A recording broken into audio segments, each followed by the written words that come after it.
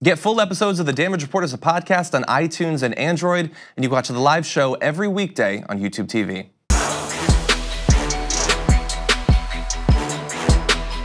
California fires continue. They are partially contained in some areas, but still a gigantic problem. And as the cleanup crews and rescue crews are able to go into more areas, they are continuing to find human remains. And so we wanted to give you an update on the toll of these fires, in particular the Camp Fire. That death toll is now up to 77. So, I mean, I remember us talking about this not that long ago when it had already made history, and it was close to half that. And you're also seeing there nearly 1,000 people are currently unaccounted for. That is a complicated number. When you see it, your initial reaction is, dear God, that's a lot of people, which is certainly true. And it is possible at this point that in the end, although it might take weeks or months, that the vast majority of those people could end up having actually died. But we don't know for now. The reason we aren't sure is many of the people whose names are on that list might have not had cell phones when they had to flee the fires. They might not have never owned cell phones to begin with. There are worries about duplicate names on the lists, people who might have been found, but their names haven't been taken off. And although that number continues to rise, that doesn't mean that it's only going up. As people are found, they are taking their names off the list, but it is a complex process. It is amidst a tragedy, after all. But when you see that number, that is really scary. The prospect that 77 might just be the tip of the iceberg. It should scare people. It's horrifying, Yeah, and additionally, in just 11 days, the fires destroyed more than 10,000 homes north of Sacramento, including the entirety of towns like Paradise. I was listening to, I think it was on NPR, they were talking with some of the people who were lucky enough that their homes had not been destroyed. There was one woman who, I believe it might have been in Paradise. The entire neighborhood is gone. Her house is left standing, virtually undamaged. And so they were talking about when it'll be safe for her to go back. And for her and many other people in these areas, it's like, well, I guess I could go back, but what am I going back to? There's no neighborhood. There's no stores. There's no anything nearby. It's just my house in a sea of ash. Ugh. So technically you still have your land, technically you still have your home, but what sort of place is that to bring your kids back to? Or how do you actually rebuild when an entire town is gone? Will it actually rebuild? Yeah. Especially if the fear now is that that might not be the only fire, that maybe in a few years it'll come back. It's terrifying. It is, yeah, it's very scary. And obviously the worst devastation is in that immediate area, both around the Camp Fire, and then there was a fire closer to us in Malibu and those sorts of areas. But in addition, smoke has been a big problem. So if we can bring this up, you're gonna see a semi-updated smoke map showing how bad it is in some areas. There have been reports that at least some of the smoke has reached the east coast of the United States. It has spread all over and is causing health problems in the immediate area, especially around the Bay. You see San Francisco is right in the middle of that red there. It's really bad. And I've read reports saying that it's now worse than Beijing. My reaction to that is, dear God, it took fires of this magnitude to eclipse Beijing. How bad are things there?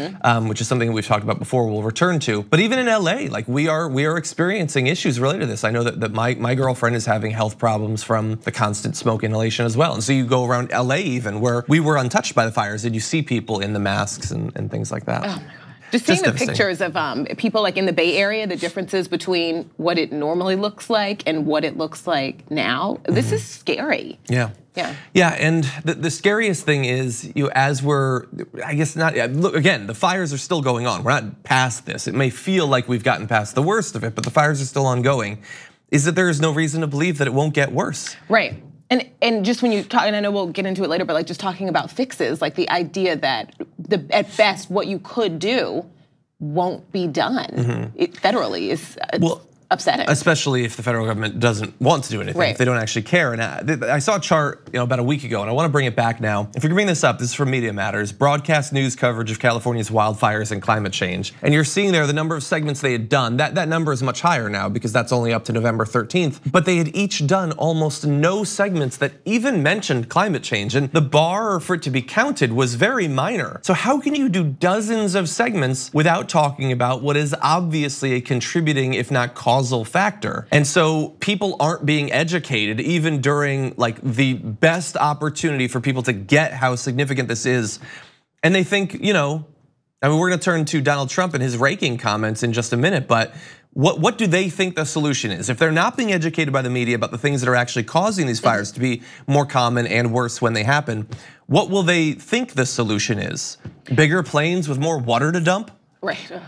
You know, this started something, a conversation online on social media that I had never even thought about before, even as a journalist, and I feel kind of like dumb almost about that, but about East Coast bias when it comes to news reporting. And I'm like doing a little research, digging deeper, kind of like thinking like, well, but I think, a lot of people criticizing this were right, that if there was an ongoing issue on the East Coast where more than 1,000 people were not accounted for, that it would be wall-to-wall coverage. Yeah. And I think that's probably true. Yeah, I mean, and it's something I hadn't even thought about, Yeah, like I mean, obviously, when you have hurricanes and things like that, we do talk about it a lot. I don't know about any disasters other than maybe Katrina probably had a lot of missing people and difficulty knowing where people had gone.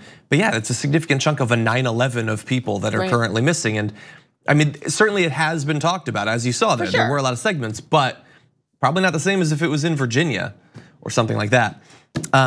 Yeah, I think I still actually have a little bit of that bias as well. You think so? Sometimes when I go to talk about a story that is sort of particular to California, I wonder if I should. If this was going on in New York, do you think the news coverage, it would be? It'd be devastating. Okay. Well, don't worry, New York's got some devastating news of its own coming up in a couple of decades, since for the same reason, we choose not to do anything. Thank you very much for watching this clip from the Damage Report. If you liked it, don't forget to subscribe to this channel and ring the bell on YouTube to get notifications of our new videos. And of course, you can catch the full Damage Report live every weekday at 1 p.m. Eastern, 10 a.m. Pacific on TYT Network on YouTube TV.